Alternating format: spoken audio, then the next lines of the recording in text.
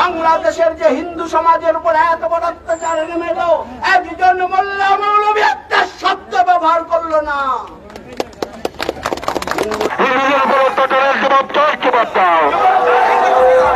বাংলাদেশের প্রধানমন্ত্রী শেখ হাসিনার পদত্যাগ এবং পরবর্তীকালে তার দেশ ত্যাগের পর চলমান বাংলাদেশে হিন্দুদের উপর নির্যাতন ও বিভিন্ন মঠ মন্দিরে হামলার প্রতিবাদ সহ অন্য সংখ্যালঘুদের উপর নির্মম অত্যাচারের প্রতিবাদে রবিবার কালাইনে বৃহত্তর সনাতনী সংঘের উদ্যোগে এক বিশাল প্রতিবাদী মিছিলের আয়োজন করা হয়।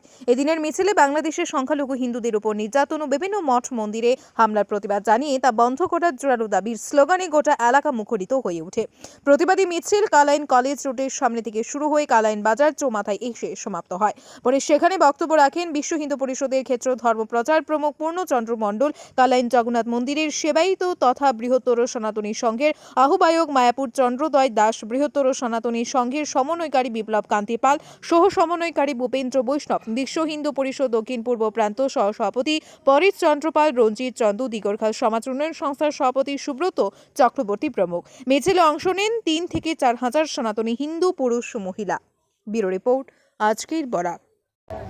যে বাংলাদেশে এত বড় আন্দোলন সংগঠিত হলো, আর যার ফলে আমার হিন্দু মন্দির তথা হিন্দু মা বোনদের উপর অত্যাচার তথা হিন্দুদের উপর নরসংহার হলো, কারণটা কি? যে বাংলাদেশের 1971 সালে যে বাংলাদেশের স্বাধীনতা আমরা এনে দিয়েছিলাম, যে স্বাধীনতার জন্য ভারতবর্ষের হাজার হাজার সেনা সেই দিন জীবন দিয়েছিল, বুকের রক্ত ঢলকে ঢলকে ঢেলে দিয়েছিল, সেই বাংলাদেশে আজও হিন্দুদের উপর অত্যাচার হচ্ছে কেন? কে তার জবাব দেবে? জবাব আপনাদের দিতে হবে। কারণ একটাই, দেবতারা একটা কথা বলেছেন, সংগচ্ছদ্ধম সংবদদ্ধম সংবমনাংসি জানতাম দেবা ভাগৈ যথা পূর্বে সঞ্জানানা উপাসতে। দেবতারা বলেছেন সংগঠিত হও, একসাথে থাকো, একসাথে অভিসন্ন ভাগ করে খাও। আজ সমস্ত পৃথিবীব্যাপী হিন্দুদের উপর অত্যাচার হচ্ছে। যাবতীন্দু সর্বরন্তং দেব নির্মিত দেশে হিন্দুস্থানম প্রচক্ষতে। হিমালয় থেকে কন্যাকুমারী, গান্ধার থেকে ব্রহ্মপুত্র যে বিশাল ভারতবর্ষ ছিল, সে ভারতবর্ষ আজ কোথায় হারিয়ে গেল?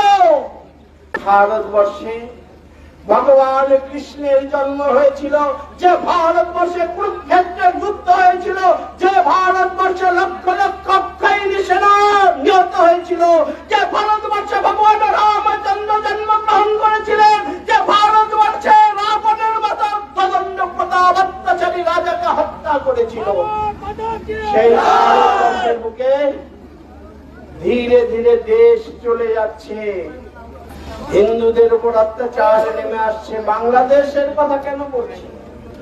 আমার ভারতবর্ষে কি কম হচ্ছে অত্যাচার?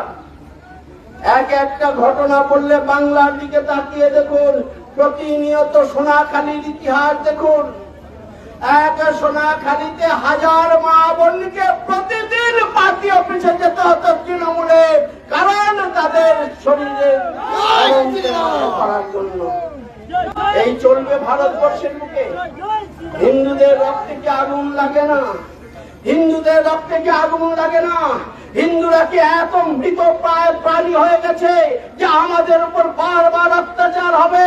কোন সংরক্ষণের আন্দোলন? মরবে হিন্দুরা কেন? তার জবাব আমাদের দিতে হবে। জবাব যদি না দেয়, ইতিহাস আমাদের কাউকে ক্ষমা করবে না। এখানে যারা আছি, ইতিহাস কাউকে ক্ষমা করবে না। 1946 এর ইতিহাসে দেখুন, কলকাতা সুরাবর্তীর নেতৃত্বে ক্যালকাটা কিলিংস সংগঠিত হলো। ভাবুন একবার, কলকাতায় সুরাবর্তী শহীদ মিনারে হাজার হাজার মুসলমানদের সামনে আওয়াজ তুলেছিল, ডাইরেক্ট অ্যাকশনের আওয়াজ সেই দিন তুলেছিল। কলকাতা শহরে কিন্তু হিন্দুর সংখ্যা কম ছিল না, হিন্দুর সংখ্যা বেশি ছিল কলকাতাতে। তারপরও ডাইরেক্ট অ্যাকশনের ডাক দিয়ে 10,000 হিন্দুকে সেই দিন কতল করেছিল কলকাতাতে। হাজার হাজার মা বোনকে সেই দিন বলাৎকার করেছিল কলকাতাতে। 1946 এর ইতিহাস আজও ঘুরে ফিরে আসছে চতুর্দিক থেকে। কেন? কারণ হিন্দুরা স্বাধীনতার বদলা নিতে জানে না। যেদিন কলকাতাতে 1946 দাঙ্গা হয়েছিল, সেই দিন আমরা দিল্লিতে কোনো অ্যাকশন নিতে পারিনি, সেই দিন আমরা গুজরাটে কিছু করিনি। কিন্তু আমরা দেখলাম কলকাতাতে যেই দিন দাঙ্গা হলো, তারপরেই বাংলাদেশে আগুন জ্বলে উঠলো, হিন্দুদের উপর অত্যাচার নেমে এলো। একের পর এক নোয়াখালী দাঙ্গা হলো, একের পর এক ফরিদপুরে দাঙ্গা হলো। হিন্দুদের পালানো শুরু হলো। হিন্দুদের রক্তের কোনো দাম নেই, হিন্দুদের জীবনের দাম নেই। আমরা শুধু মরতেই জানি কি? তাই বন্ধু, শুধু জীবন দিলে হবে না, জীবন দিতেও হবে দরকার হলে। যারা আমাদের উপর অত্যাচার নামিয়ে আনছে, যারা আমার মা বোনের উপর অত্যাচার করছে, আইনের হাত অনেক দূরে, আইন পরে দেখা যাবে। কিন্তু আমার জীবন রক্ষা করার জন্য হিন্দু মা বোনকে আইন আদালত পরে হবে। যে বিভৎসতা তারা বাংলাদেশে হিন্দুদের উপর দেখিয়েছে, একবার কল্পনা করুন, একটা পরিবারে ছোট ছোট শিশু, তাদেরকে মেরে ফাঁসি কাস্টে ঝুলানো হচ্ছে। স্বামীর সামনে একজনের উপরে 10 জন একসাথে বলাৎকার করছে, গলা টিপে মেরে তাকে ফাঁসিতে ঝুলানো হচ্ছে। দৃশ্য কে দেখেন? মা বাবা চিৎকার করে যাচ্ছে, আর টেনে হিসড়ে আমার মাকে তুলে নিয়ে যাচ্ছে গাড়িতে। এই যেন এক পৈশাচিক দৃষ্টান্ত সৃষ্টি করেছে বাংলাদেশ। অথচ আমার এই ভারতবর্ষে লক্ষ লক্ষ কোটি কোটি মুসলমান রয়েছে। মোল্লা মৌলবীরা চিৎকার করে সব সময়, অযোধ্যায় রাম মন্দির হলে তারা মিছিল মিটিং করে। অথচ ভারতবর্ষে বাংলাদেশের যে হিন্দু সমাজের উপর এত বড় অত্যাচার নেমে এলো, একজন মোল্লা মৌলবী একটা শব্দ ব্যবহার করলো না হিন্দুদের জন্য।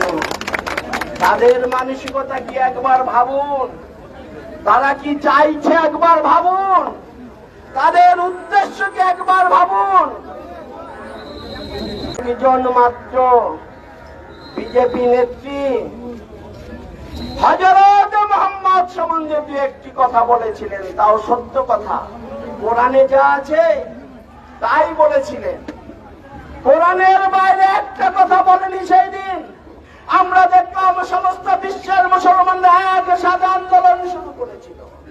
বাংলাদেশে হিন্দুদের উপর অত্যাচার নেমে এলো। আমার ভারতে হিন্দুদেরকে হত্যা করা হলো, রাজস্থানে করা হলো, কোথায় হয়নি? আমরা চুপচাপ। কিন্তু মিথ্যা কথা বলেনি। মোল্লা মৌলবীদের জিজ্ঞাসা করুন, হযরত মুহাম্মদ কত সালে বিয়ে করেছিলেন? তারা যদি বলে না মিথ্যা হয়, তাহলে এখান থেকে মাইক ছেড়ে চলে যাব। এই যদি হতে থাকে দেশভর, দেশকে কে রক্ষা করবে? আমাদের যত মঠ মন্দির রয়েছে তাকে সুরক্ষিত করুন, তাকে পুষ্টি প্রদান করুন। এক একটা মঠ মন্দির এক একটা শক্তি রাষ্ট্রতে তৈরি হোক। এক ভগবান কৃষ্ণের নামে আমরা দেখেছি চৈতন্যদেব কাজীর মতন নেতাকে সেই দিন পরাভূত করে হিন্দু ধর্মে বিকৃত করেছিলেন। অত্যাচার বাংলাদেশে হিন্দুদের উপর এবং সংখ্যালঘুদের উপর যে অত্যাচার হচ্ছে তার তীব্র প্রতিবাদ জানান, এবং এই প্রতিবাদের মাধ্যমে আমরা ভারত সরকারকে তথা আসাম সরকারকে আমরা বিনম্রভাবে ওনাকে অনুরোধ করছি যে আপনি এর একটা প্রতিকারের ব্যবস্থা করুন, এবং আপনি সরকারিভাবে একটা প্রটেস্ট করুন বাংলাদেশ সরকারকে, যাতে এইভাবে করে যখনই কিছু ঘটনা হয় বাংলাদেশে তখনই সংখ্যালঘু হিন্দু মা বোন এবং সংখ্যালঘু যারা আছে, অন্যান্য যারা আছে, যেমন বুদ্ধ, শিখ, জৈন, খ্রিস্টান যারা আছে সেই দেশের, তাদের উপর অত্যাচার হয়। সেদিন আমরা দেখলাম একটা ভিডিওতে আপনার দেখলাম একজন বুদ্ধিস্ট সাধুকে গলাতে দড়ি দিয়ে ওনাকে ফাঁসি দিয়ে রেখে দিয়েছে।